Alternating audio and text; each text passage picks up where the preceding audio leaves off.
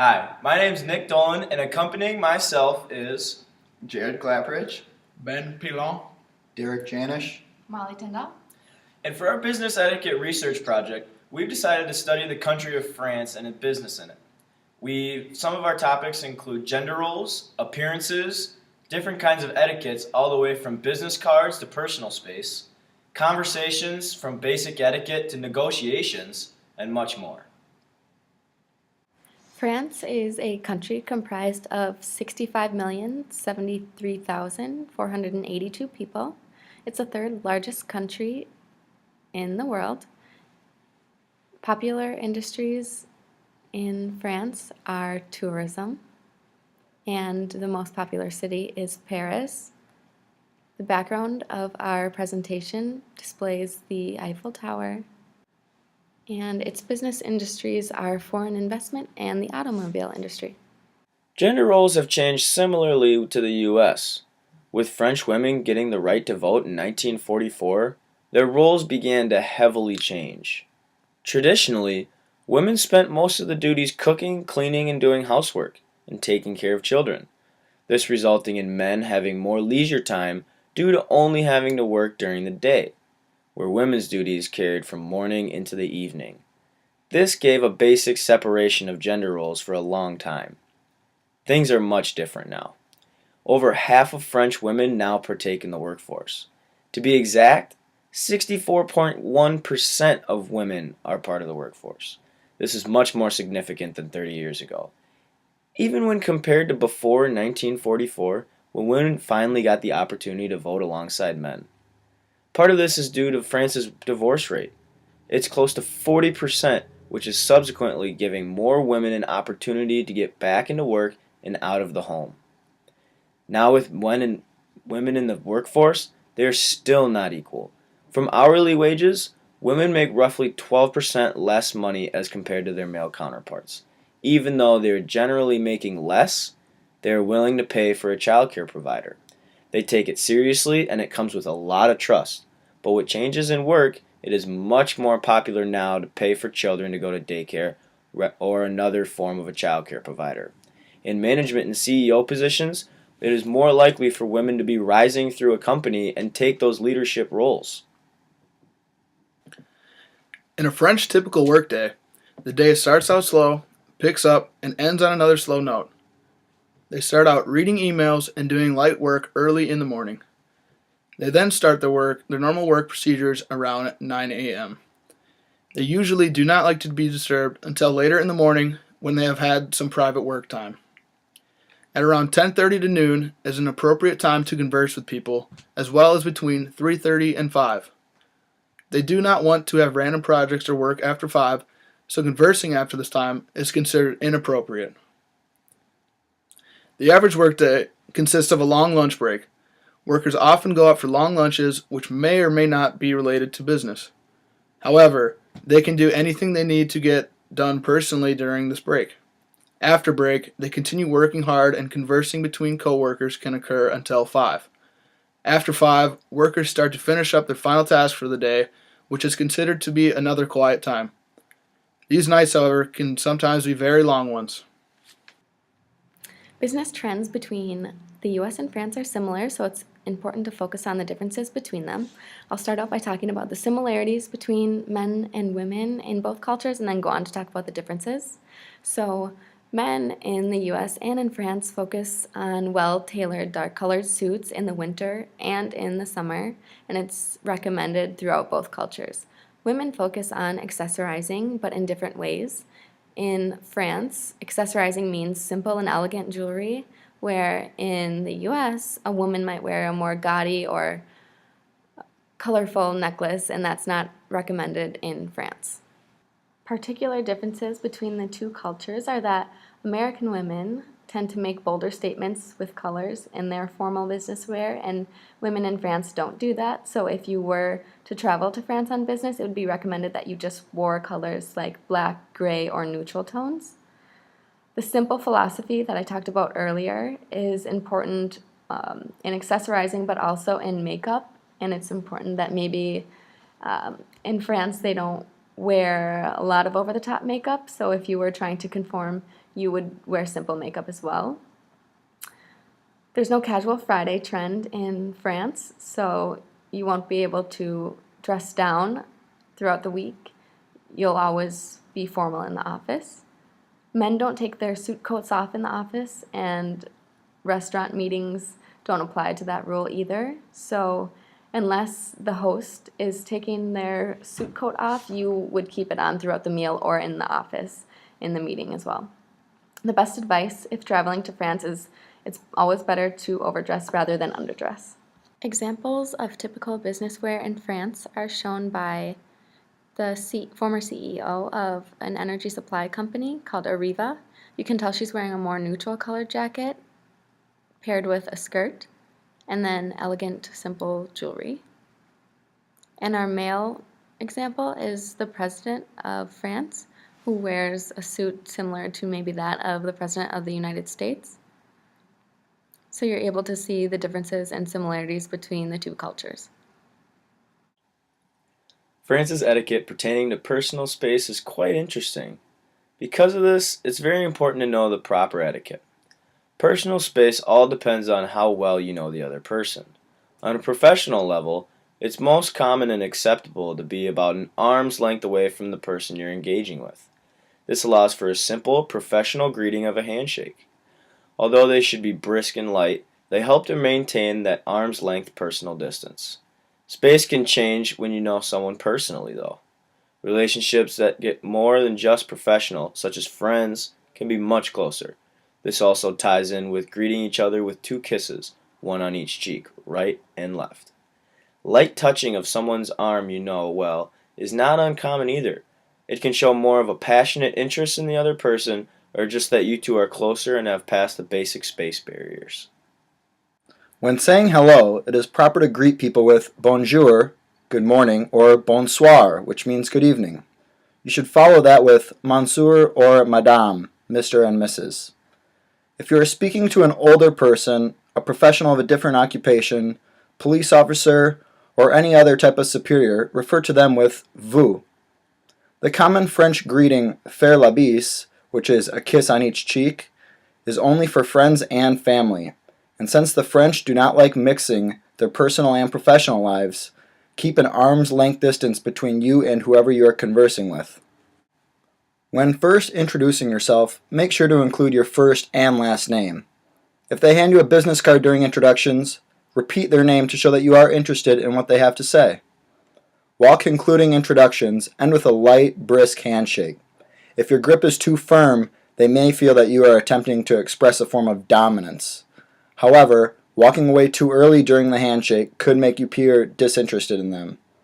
In France, it is offensive if you ask questions before greeting them with bonjour or bonsoir. This includes everything from attendants to clerks, cashiers, and even strangers, so make sure you greet everyone before addressing them.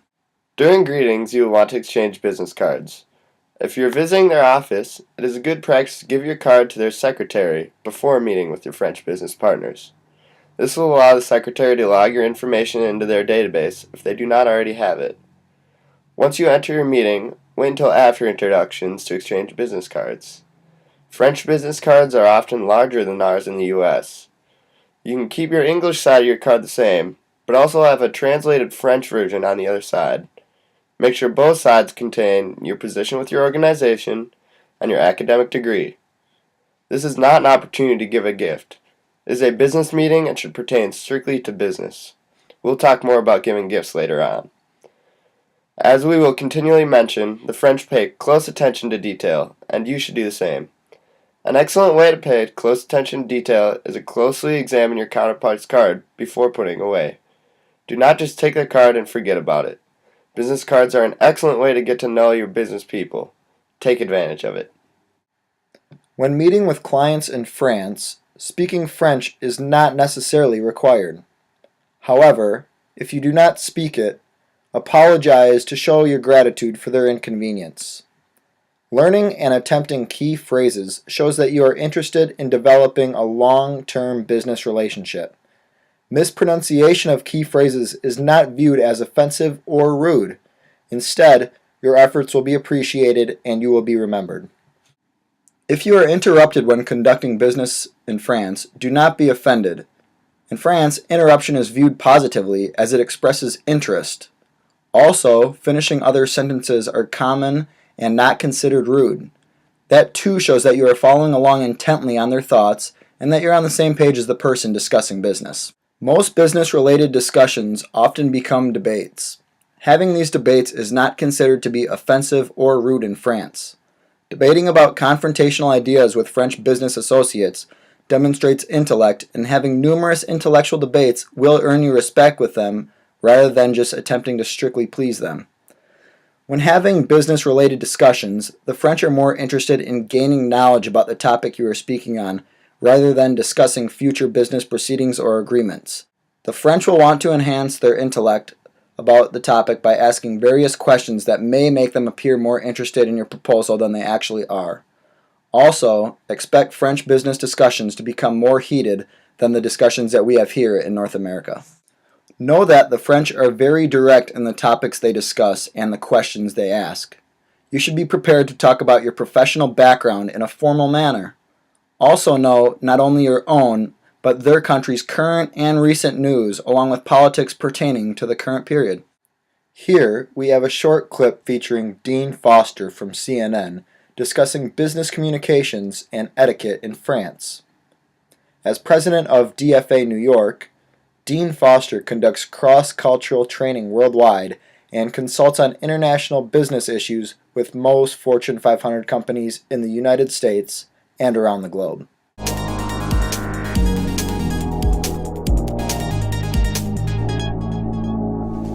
France is the second largest trading nation in Western Europe, and it's a leading economic player in the EU. When it comes to doing business in France, there are many opportunities, but there are cultural nuances you should know. I think the big lesson I learned, when particularly in France, much stronger national culture to some extent. We're a melting pot over here. And France is that way too, but France does think that when you live in France, you ought to at least pay some attention to French culture. Language is an important part of French culture. Sometimes the French will say, well, you're not really speaking French well, so let's speak English. But they're not disapproving of your efforts, they just want you to do it right. And if you can't do it right, let's just switch to English. It's easier for both of us. The French approach problem solving in a detailed manner. I've seen so many negotiations between French and Americans fall apart over just this issue. The Americans put forward their plan, the conclusion, and provide just enough information to support it, while the French are working through detail after detail, trying to justify their conclusion. What happens is the Americans perceive the French as being too picky, too detail conscious, not focused on the end result, and the French see the Americans as just providing an answer with no justification. Develop a relationship. If you walk into the meeting, you say, "Hi everyone, everybody sit down, I'm ready to do business. We think we can grow your business," and you start waving your hands in the air and you do all of these things. And they're sitting there like, no, wait a minute, I need to get to know you a little better before I might even want to hear what you're about to say. Show interest.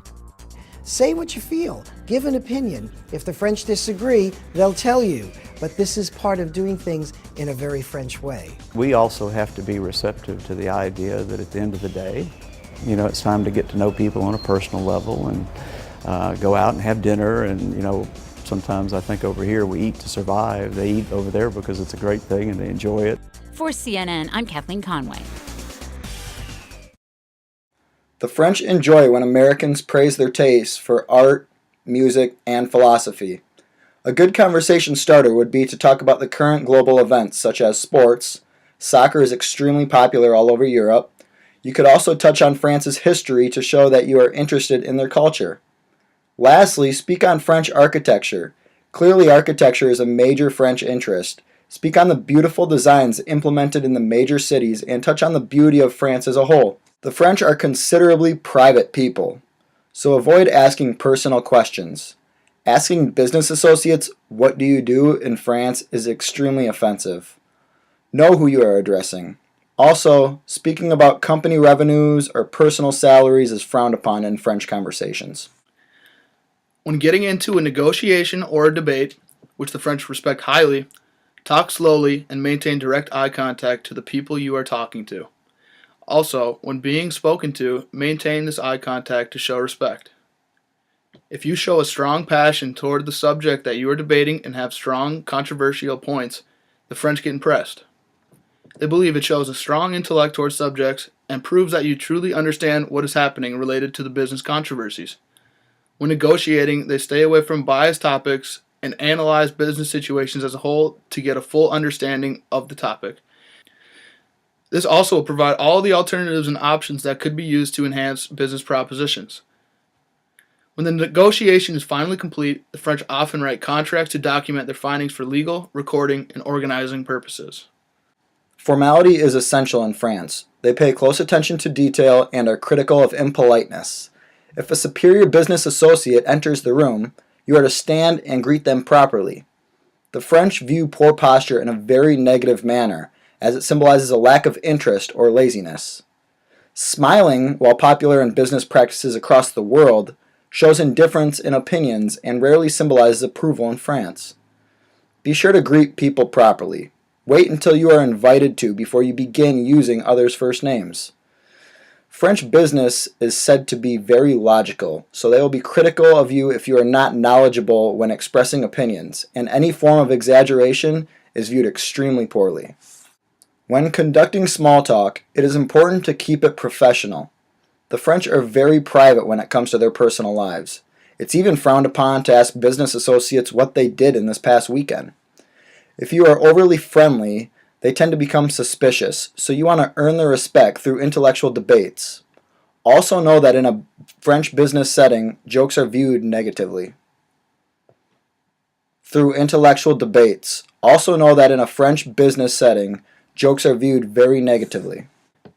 Meetings in France are meant to discuss issues related to business and not to make decisions. When you want to schedule a meeting, they should be scheduled at least 2 weeks in advance and should not be scheduled over July and August because these are considered to be vacation months and many people take time off during these periods. Holidays are very important to France. Before a meeting, when you are waiting to sit down, wait until the host of the meeting tells you where to sit. Also, avoid exaggerations because they are unappreciated and considered rude or naive. When dining for business purposes, they usually are held over lunchtime. Dinner is considered an inappropriate time to discuss business because they see it as more of a social setting. Breakfast is becoming more of a popular time for business discussions, however. When dining, the restaurant is usually of very high quality in regards to the food, wine, and service. When sitting at the table, keeping your hands on the table is considered etiquette table manners. Elbows should never touch the table. The meal should not be started until the host conducting the business meeting says, "Bon appetit." When drinking wine, if the glass is near empty or empty, it will be filled. So if you've had enough, leave the glass nearly full. Drinking hard liquor or smoking cigars before or during meals is inconsiderate and considered to disrupt taste buds and ruin the entirety of the meal. The conversation during the meal consists of topics such as entertainment, art, politics, food, and sports. Business conversation doesn't start until after the dessert is finished and coffee is served. If the host doesn't bring up any business-related topics, the business talks will not be conducted at all. When it comes to tipping, it is recommended but not necessary. Restaurants generally have a 15% service charge that is already applied to the bill. However, 5 to 10% is still considered an appropriate tip. Alcohol at meals may seem like an interesting topic to cover, but it's actually really customary in Europe and it's not as normal in the US, so it's important to know the differences if you're traveling to France. It's customary to have wine with a business meal. It wouldn't be as normal to have hard liquor or as appropriate to have beer. I would follow with the host's lead and order wine as they do. You can sip more slowly than them so that you're not getting at an uncomfortable level and so that everyone is on the same page. Business and professional people in France are just casually drinking in the corporate world, and it's nothing that would get out of control. It's just strictly professional. So You could make a cultural mistake if you drank too much, and you could ruin a business deal that way. It's important to just try your best and be professional while conforming to the cultural cues in France. If you don't want any more wine, you just leave your glass full and they won't fill it anymore. We have a quick video summary presented by Lisa Sarma of Inner Rewards Incorporated of some of the things we have previously mentioned about dining. The video begins by explaining common dining practices that will keep you from offending your waiter or waitress. The video then goes on to show a few examples of common things you will see while dining in a French restaurant. The video ends by showing a few popular locations to eat and drink while staying in Paris. Make sure to pay close attention to how the other customers act while you're watching this video. It really is true what they say. In France, they love their food. But it's not just about what's on your plate. It's about a way of life. It's about enjoying the company of friends and family. It's about going out to a restaurant to eat lunch instead of sitting in front of your computer screen with a sandwich. It's really about bringing all the important elements in life around the table. Sometimes waiters here get a bad rap, but they're not as rude as you might think. You just have to follow a few simple rules. First, when you're ready to order, you have to close your menu. That's how you let them know that you've chosen your dish and that you want them to come over. Second, when you're done eating, you have to put your fork and knife together on your plate. That's how they know that you're done. Be careful not to do that too early, otherwise you'll lose half your meal. And finally, when you're ready to go, you have to ask for your bill. They won't bring it to you otherwise, because they don't want to rush you out. This is a planche of charcuterie. It's a traditional dish, which is a selection of hams, sausages, and other cold meats served on a piece of wood. It's the perfect thing to share with a friend out on a terrace on a Sunday afternoon. Paris has tons of great places to eat. One of the oldest restaurants is Le Chartier, which was created in 1896. It was originally for the working class person with the spirit of, with the intent of feeding everyone. They had really low prices, and in the beginning all the regulars would have their own little boxes to store their napkins so that when they would come back, they would have their own napkin ready waiting for them. It's really a place with an atmosphere about it. The waiters will come by and take your order, write it directly on your paper tablecloth. And at the end, when they're doing your bill, they don't even use a calculator, they'll just add it up right there on your table. Le Chartier remains really popular today, so much so that there's always a line out the door. Unfortunately, you can't reserve a table there, but the line moves fairly quickly, so no worries. A great little wine bar in the center of Paris is Les Zinc du Caviste. They have all the traditional French meals, but more importantly, they'll be able to tell you the perfect wine to pair with whatever you've ordered. The main concept of the Zinc is that we try to propose wine from small producers, which are unknown and are very, very good, in fact, and not very expensive. Our pleasure is to make people discover wine, to share that with people. We do not consider, especially customers, as customers. It's more you're our guests. So I'm about to try the duck with honey, which is one of the house specialties, and Alain is going to give me the perfect wines to go with it. You should maybe try the red wine, which is called Corbière from the south of France, which is quite dry and quite strong. I think it goes really well. With the honey, it's a little bit sweet, so it goes It's on. better, yeah. You should consider that, for example, the meal is a man and the wine a woman, or the opposite. And you have to marry that. A gift is not an opportunity to do business. It is an opportunity to show genuine care and appreciation towards your partners. Small gifts may be exchanged, however they are not usually exchanged at the first meeting.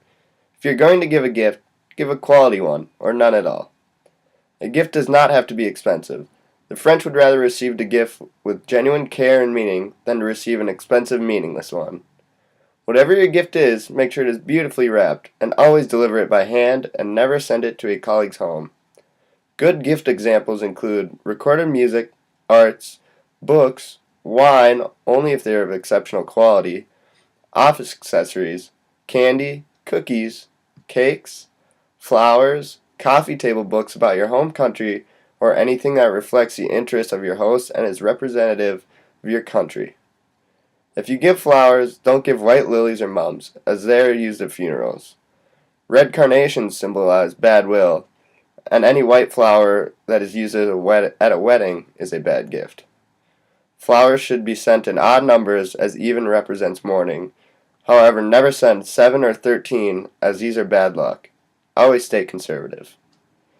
Make sure your gift does not include your company logo, as this is considered garish. Remember, it's an opportunity to show genuine care, not to do business. If you are lucky enough to be invited to a party at a colleague's home, you should be very thankful. This is a very high honor, and you must have followed our presentation very well. Always bring a gift for the host of the party, but know that if anyone else is present, this gift will most likely not be opened. In some areas of France, mainly Paris, it is a common practice to send flowers the morning of a dinner party. But remember, stay conservative. A gift is a perfect way to say thank you at a dinner party. However, you should still write a thank you the morning after and deliver it by hand. When giving a gift, it comes down to knowing your gift recipient well and choosing something that fits their interests. A decent gift comes from your wallet, but a great one comes from your heart. In conclusion, we recommend that, although there are many similarities between French and American culture, business professionals can put themselves at an advantage by using our research upon traveling to France. The smallest effort to respect a culture's unique etiquette can be the difference between making money or making enemies. So remember, when in France, pay close attention to detail, don't mix personal and business lives, make your best attempt to speak French, always stay up to date with current news, and be open to debate. Any questions? Merci!